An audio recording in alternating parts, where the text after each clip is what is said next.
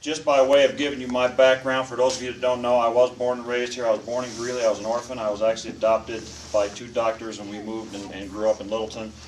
And 3 weeks after I graduated from Littleton High School in 1982, I went to the Marine Corps and was in basic training. Now, when I graduated from Littleton High School in 1982, there was nothing here.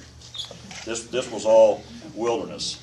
And in fact, I used to work at Wilmore Nursery, which is still up there, and it was so far out in the middle of nowhere, we used to think, what are we doing with a nursery out here?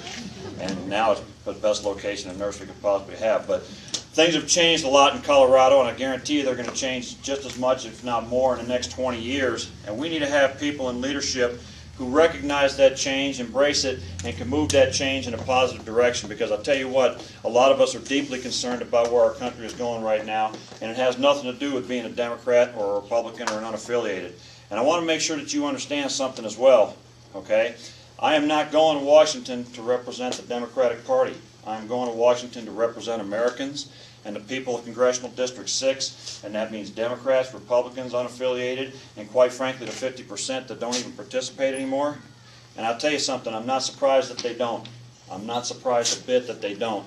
When all we see from our elected officials, and you know what, our side's just as guilty of this as the other side, when all we see is you're a bad guy and you're a bad guy and no, it's your fault and no, it's your fault, and nobody can reach across and go, you know what, whatever we disagree on, let's figure out what we agree on and go fix that.